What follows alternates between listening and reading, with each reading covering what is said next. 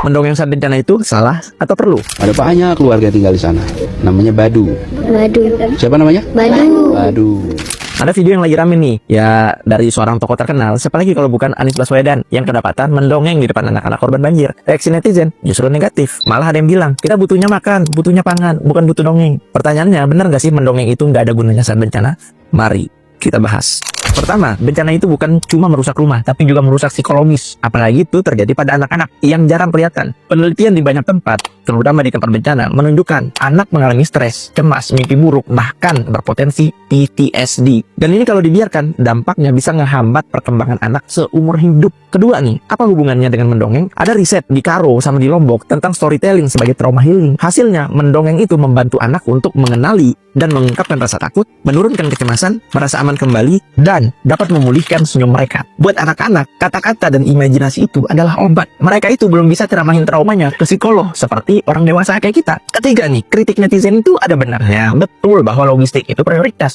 Makanan, pakaian, tempat tinggal harus jadi prioritas dulu. Tapi masalahnya adalah bantuan psikososial itu adalah bagian dari pemulihan yang gak boleh di skip. Jadi bukan makan atau dongeng, tapi makan dan dongeng. Bahkan Badan Kemanusiaan seluruh dunia aja sudah lama menjadikan play therapy dan storytelling sebagai bagian dari standar penanganan bencana. Yang kelihatan cuma orang bercerita, cuma Anies Baswedan lagi berdongeng, bener kok. Tapi masalahnya adalah hal-hal yang tidak kelihatan, seperti mereka mengalami trauma, mereka mengalami gangguan mental, dan mereka butuh kesembuhan. Jadi sebelum lo komentar bahwa Anies ini mendongeng-dongeng saja atau orang itu butuh makan, lo juga harus paham yang namanya bencana itu tidak hanya soal makan, tidak hanya soal tempat tinggal, tapi soal mental banyak orang yang harus diselamatkan. Karena masalah setelah bencana itu bukan cuma sakit secara medis, tapi sakit mental ini yang susah sembuh. Dan lo harus paham itu. Jangan cuma lo merasa nggak suka sama orang, terus akhirnya lo serang hanya karena dia berdongeng. Gitu. Gimana menurut kalian? Jangan lupa follow.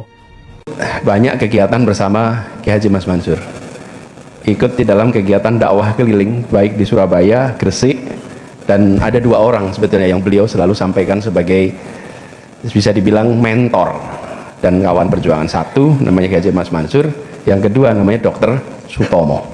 2 itu yang kemudian interaksinya menginspirasi dalam perjalanan hidupnya. Lalu catatannya panjang. Jadi saya merasa bersyukur nih bisa kembali ke sini, ke Masjid At-Taqwa, dan kita sama-sama nanti akan bertukar pikiran. Saya dapat temanya itu luar biasa ini. Pendidikan kunci peradaban bangsa. Kunci peradaban bangsa. Ini bukan pertanyaan ini pernyataan ini. Kalau pertanyaan kan gini, apakah pendidikan kunci kemajuan bangsa? Nah, ini Surabaya sudah tidak tanya lagi. Surabaya sudah menyatakan langsung. Betul nggak? Ini pernyataan ini, bahwa pendidikan adalah kunci peradaban. Dan saya setuju. Saya setuju, dan saya rasa apapun latar belakang kita hari ini, tidak ada yang tidak setuju bahwa pendidikan itu kunci. Sebagai pernyataan. Tapi ketika sampai kepada implementasi, di situ banyak beda-beda itu. Implementasi itu wujud paling nyatanya apa sih? Wujud paling nyatanya implementasi. Apakah kita mengalokasikan sumber daya sebesar prioritas dalam pernyataan? Pernyataan kita bilang yang paling penting adalah pendidikan. Tapi begitu lihat anggaran, sedikit ya. Jangan ngomong MPK mas. Panjenengan nyebut itu nanti saya yang kepleset nanti. Jangan. Ini kita bicara tentang pendidikan. Ini bukan hanya pendidikan. Begitu saya bilang anggaran, yang kita bayangkan negara.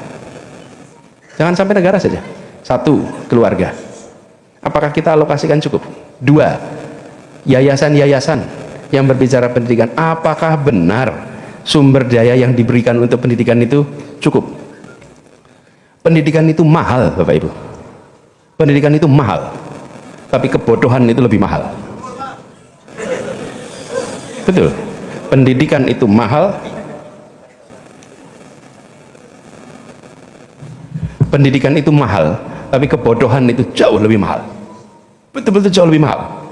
Jadi sebesar apapun sumber daya kita keluarkan untuk pendidikan, itu masih lebih murah daripada kebodohan. Nah, kadang-kadang kita tidak pernah mengukur ongkos kebodohan. Ongkosnya mahal. Ongkosnya mahal sekali.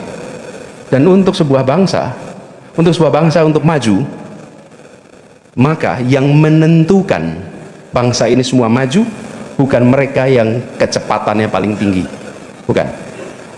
Bapak Ibu sekalian pernah lihat kereta kuda? Kereta kuda. Kereta kuda yang kudanya itu 6. Ada yang kereta kuda 6? Yang menentukan kecepatan kereta kuda itu bukan kuda yang paling cepat.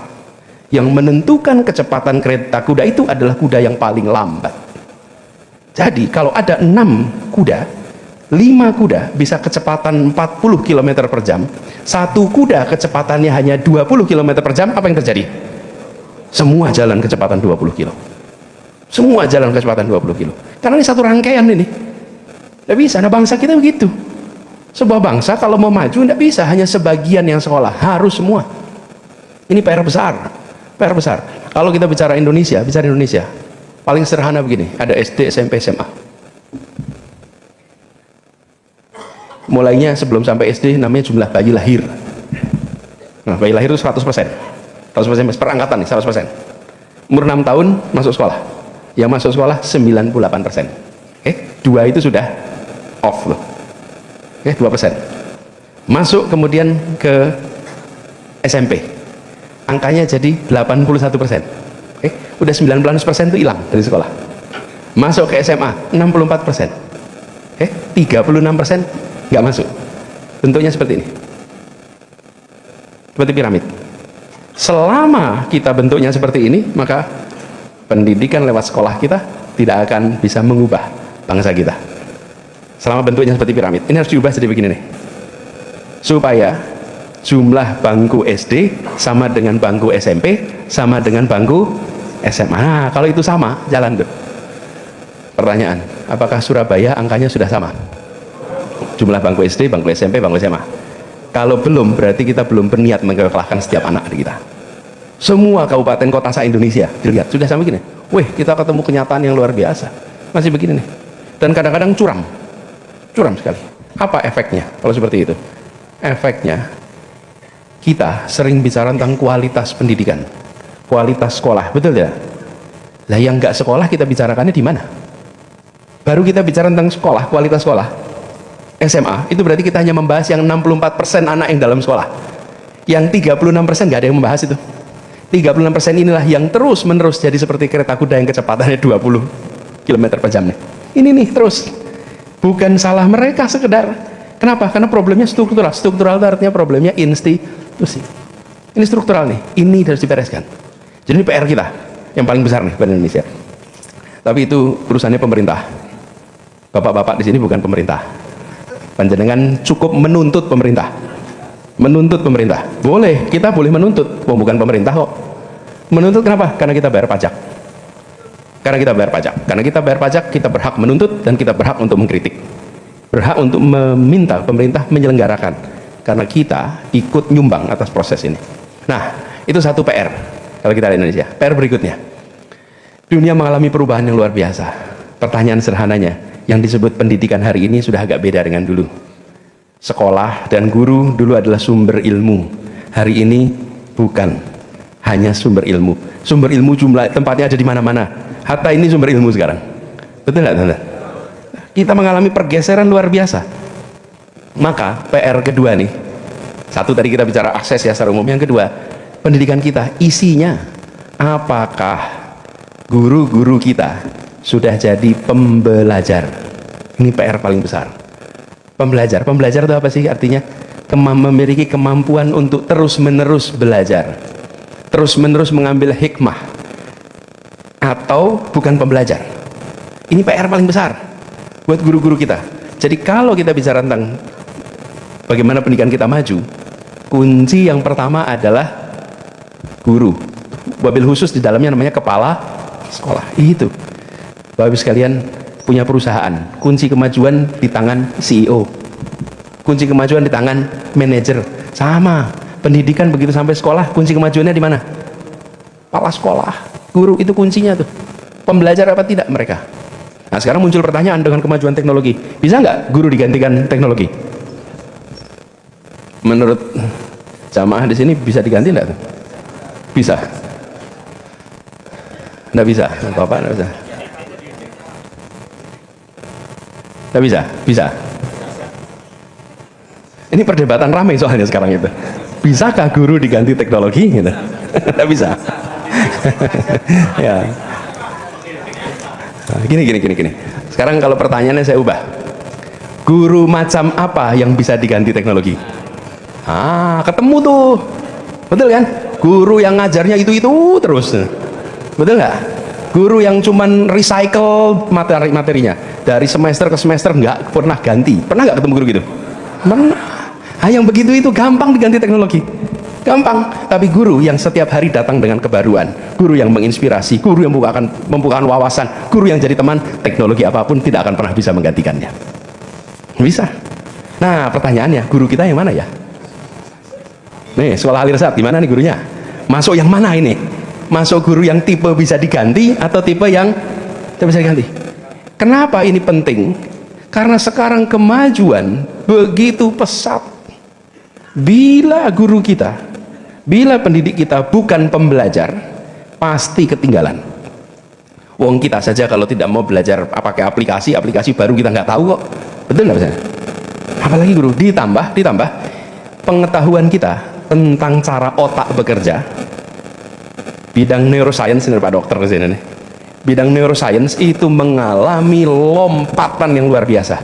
Sehingga metode-metode yang dulu dianggap benar, dianggap tepat, sekarang sudah. Halo teman-teman, jumpa bersama saya di Politik Dangi. Ya, ini menarik sekali teman-teman.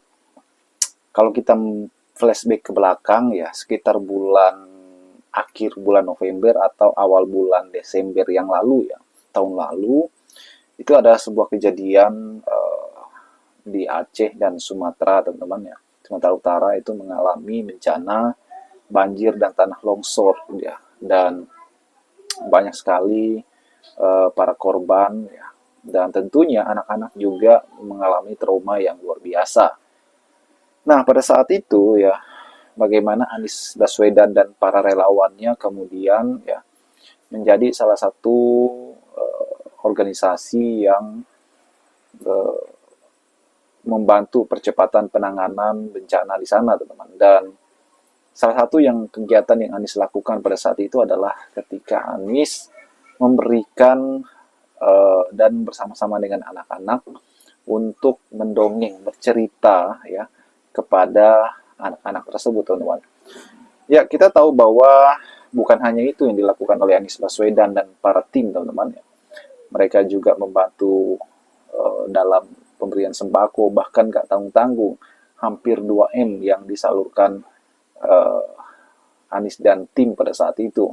Dan masih banyak yang mereka kerjakan. Nah, salah satu kegiatannya adalah bagaimana Anies Baswedan memberikan dongeng kepada anak-anak, teman-teman. Nah, hal inilah yang viral pada saat itu ketika Anies Baswedan memberikan dongeng kepada anak-anak, dan itu dikritik banyak orang, teman-teman.